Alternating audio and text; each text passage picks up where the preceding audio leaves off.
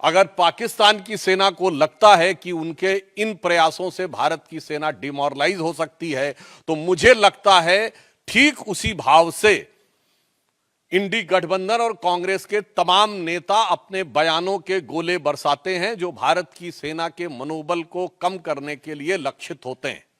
शायद इनको पता नहीं है, भारत की सेना में बाकायदा धार्मिक शिक्षक नियुक्त होते हैं।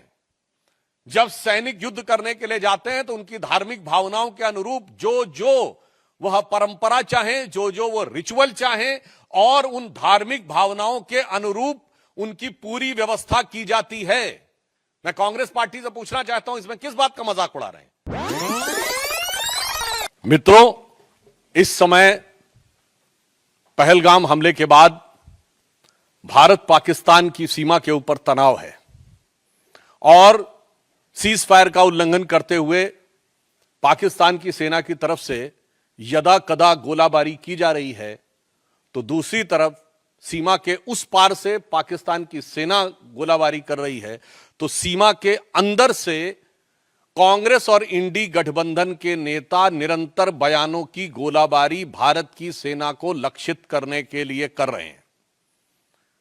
अगर पाकिस्तान की सेना को लगता है कि उनके इन प्रयासों से भारत की सेना डिमोरलाइज हो सकती है, तो मुझे लगता है ठीक उसी भाव से इंडी गठबंधन और कांग्रेस के तमाम नेता अपने बयानों के गोले बरसाते हैं जो भारत की सेना के मनोबल को कम करने के लिए लक्षित होते हैं।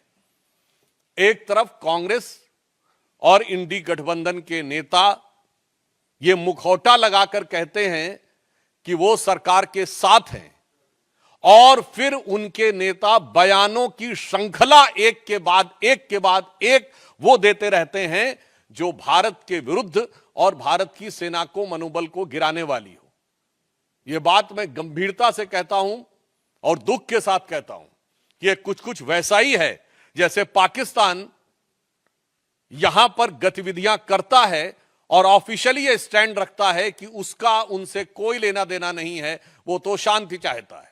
ठीक उसी प्रकार कांग्रेस और इंडी गठबंधन का ऑफिशियल स्टैंड रहता है कि हम सरकार के साथ हैं, और उनके नेता जो छोटे नेता नहीं हैं, मुख्यमंत्री सिद्धारमैया, पूर्व मुख्यमंत्री चन्नी जी और आज अजय राय प्रदेश अध्यक्ष कांग्रेस पार्टी, ये निरंतर ऐसे बयान देते रहते हैं। और ये वो पार्टी है जब खुद सत्ता में थी तो आतंकवादी घटनाओं के बाद भी एक भी वर्ष ऐसा नहीं था जब मनमोहन सिंह सरकार ने पाकिस्तान से द्विपक्षीय शांति वार्ता स्थगित की हो, और 11 वर्षों में मोदी जी की सरकार में एक भी वर्ष ऐसा नहीं है जब पाकिस्तान से औपचारिक द्विपक्षीय वार्ता की हो। यह अपने आप में प्रमाण है कि हमारी सोच और उनकी सोच में क्या अंतर है। मगर मुझे बहुत दुख और पीड़ा है कि कांग्रेस पार्टी जिस प्रकार के बयान दे रही है, अभी आपने देखा कि कांग्रेस पार्टी के उत्तर प्रदेश के अध्यक्ष अजय राय जी रफाल विमान को के ऊपर खिलौना ऐसा दिखाते हुए, नींबू मिर्ची दिखाते हुए मजाक उड़ाने का प्रयास कर रहे हैं।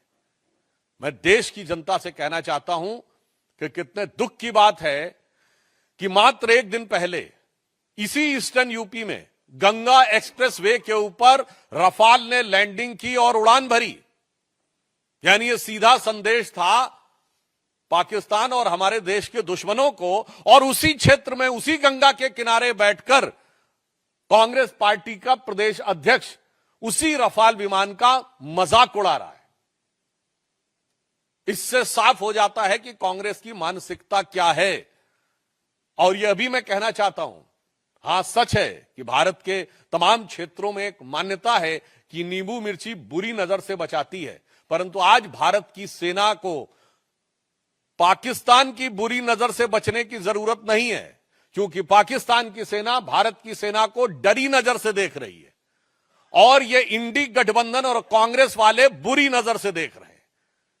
तो आज वास्तविकता में ईमानदारी से कहें तो भारत की सेना को हमारे इन विपक्षी दलों के, कांग्रेस और इंडी गठबंधन के दलों की बुरी नजर से बचने की जरूरत महसूस हो रही है, जहां उस रफेल की गर्जना से पाकिस्तान थर्राया हुआ और डरा हुआ महसूस करता है, वहीं ये लोग उसका मजाक उड़ाने का प्रयास करके सेना का मनोबल गिराने का प्रयास करते हैं। और मैं कांग्रेस पार्टी से कहना चाहता हूं, बिल्कुल ये सच है कि जब रफाल आया था तो हमारे रक्षा मंत्री राजनाथ सिंह जी ने फ्रांस में जाकर उसके ऊपर स्वास्तिक बनाया था।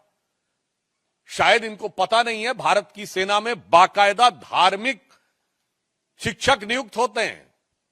जब सैनिक युद्ध करने के लिए जाते हैं तो उनकी धार्मिक भावनाओं के अनुरूप जो जो वह परंपरा चाहे, जो जो वो रिचुअल चाहे, और उन धार्मिक भावनाओं के अनुरूप उनकी पूरी व्यवस्था की जाती है। मैं कांग्रेस पार्टी से पूछना चाहता हूं, इसमें किस बात का मजाक उड़ा रहे हैं? हिंदू धार्मिक आस्थाओं का मजाक उड़ा रहे हैं कि चूंकि राफेल के ऊपर स्वास्तिक बनाया गया था। उधर पाकिस्तान की सेना कलमा पढ़ने की बात करती है और ये लोग हिंदू धार्मिक भावनाओं का मजाक उड़ाते हैं। इन्हें पता होना चाहिए कि भारत की सेना की जो तमाम रेजिमेंटें हैं उनके युद्ध उद्घोष ही पूर्ण रूप से धार्मिक भावना के ऊपर आधारित है। गलवान में जो हमारे सैनिक बलिदान हुए थे, बिहार रेजिमेंट का युद्ध उद्घोष है बजरंग बली की जय। गोरखा रेजिमेंट का युद्ध उद्घोष है आयोरी गोरखाली जय महाकाली। राजपूत रेजिमेंट का युद्ध उद्घोष है राजा रामचंद्र की जय।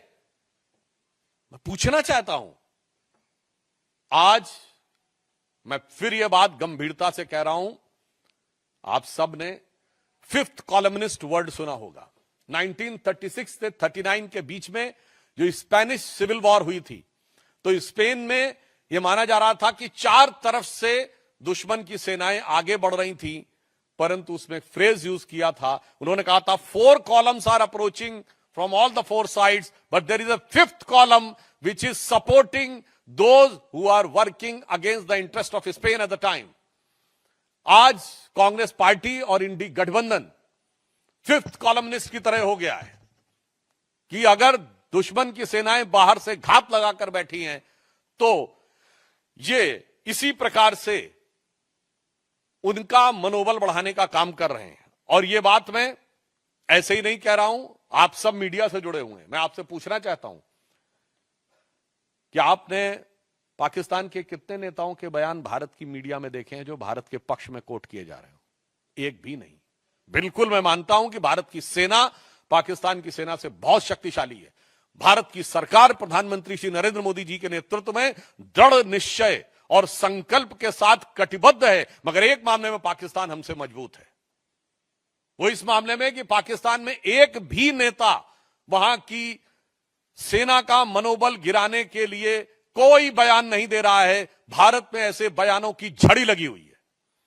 पाकिस्तान के एक भी नेता का बयान भारत की मीडिया में हाईलाइट नहीं हो रहा है। दूसरी तरफ हमारे इंडी गठबंधन के तमाम नेताओं के बयान, वहां पर सिद्धारमैया जी का बयान, चन्नी जी का बयान, बाकायदा वहां की मीडिया में किस ढंग से बोले जा रहे हैं। वहां के राजनीतिक विश्लेषक वहां की टीवी डिबेटों में बैठकर भारत के राजनीतिक दलों का नाम लेकर, नेताओं का नाम लेकर यह शब्द प्रयोग कर रहे हैं कि सब लोग हिंदुस्तान में मोदी के साथ नहीं हैं। यहां तक शब्द प्रयोग किए गए, इसके वीडियो अवेलेबल हैं, राजनीतिक दलों का नाम लेकर कि ये लोग हमारे साथ हैं।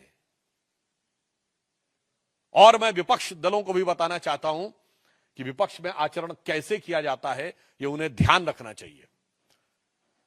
2010 या 11 या 12 की बात है जब पाकिस्तान के तत्कालीन प्रधानमंत्री नवाज शरीफ ने हमारे तत्कालीन प्रधानमंत्री स्वर्गीय मनमोहन सिंह जी के लिए आपत्तिजनक शब्दों का प्रयोग किया था, देहाती औरत और जाने किस किस संदर्भ में बोला था।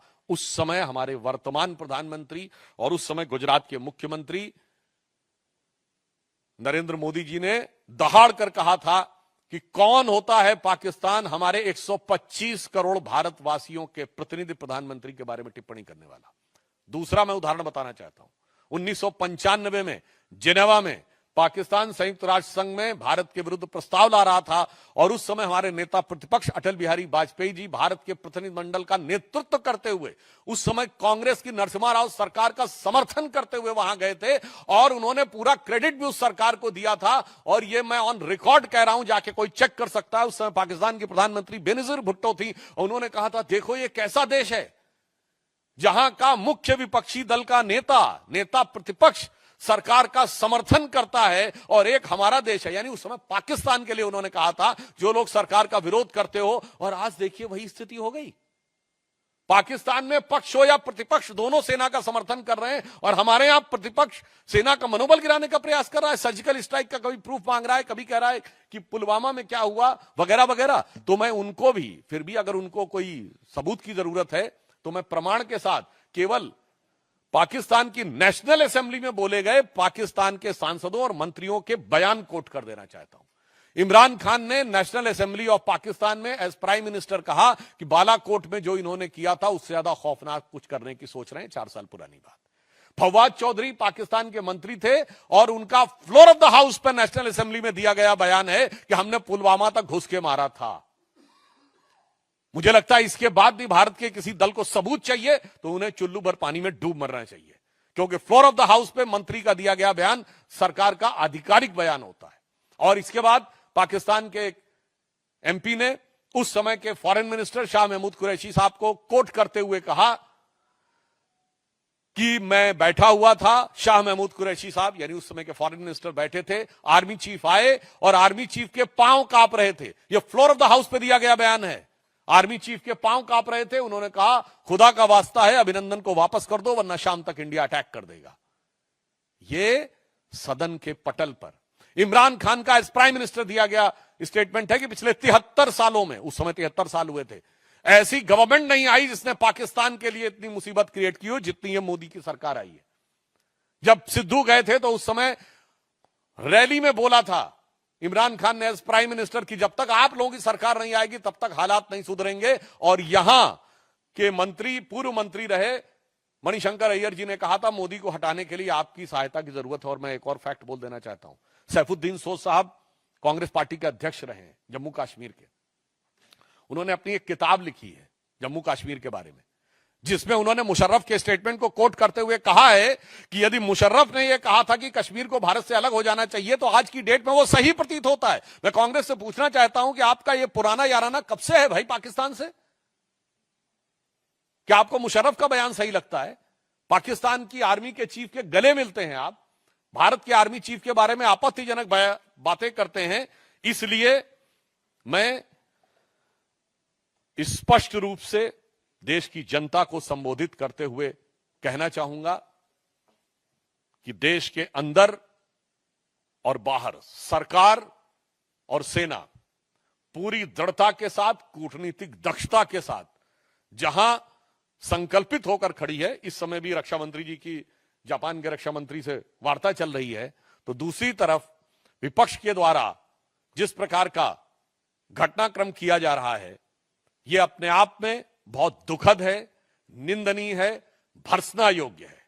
परंतु हम देश को आश्वस्त करना चाहते हैं कि प्रधानमंत्री श्री नरेंद्र मोदी जी के नेतृत्व में जो प्रधानमंत्री जी ने कहा है कि इस घटना के अपराधियों को धरती के अंतिम छोर तक ढूंढकर दंडित किया जाएगा, और दंड ऐसा होगा जिसका कोई पूर्व का उदाहरण नहीं होगा, यानी अभूतपूर्व दंड दिया जाएगा।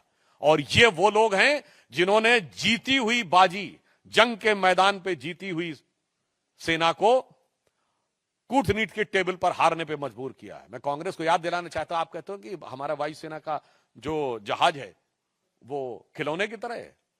हां, मैं कांग्रेस पार्टी को याद दिलाना चाहता हूं 26/11 के हमले के बाद वायुसेना कार्रवाई के लिए तैयार थी, और उस समय वायुसेना अध्यक्ष फॉली होमी मेजर साहब ने 2016 में अपने संस्मरण में लिखा है कि मनमोहन सिंह सरकार ने अनुमति नहीं दी, आपने वायुसेना के युद्धक विमानों को खिलौने की तरह रखा था। मगर मोदी जी की सरकार सेना के हर साजो सामान को उचित, प्रभावी कूटनीतिक घेराबंदी के बाद रणनीतिक प्रयोग के लिए रख रही है। आपकी सरकार वो थी कि हमारी फौज जीतती थी और सरकार सब कुछ हार के चली आती थी, क्योंकि आप को एक मर्ज था कि हमें सुलह की शक्ल संवारनी है, भले ही वो भारत की सेना के जवानों के खून से क्यों ना संवारनी पड़े। तो एक पंक्ति में याद दिलाना चाहता हूं जो उनकी विदेश नीति थी, वो क्या थी कि चीन छीन देश का गुलाब ले गया। ये नेहरू जी के लिए कहा गया। चीन की विदेश नीति असफल हुई थी ना, गुलाब पहनते थे वो, गुलाब लगाते थे। चीन छीन देश का गुलाब ले गया और ताशकंद में वतन का लाल सो गया, और ये सुलह की शक्ल को संवारते रहे, जीतने के बाद बाजी हारते रहे।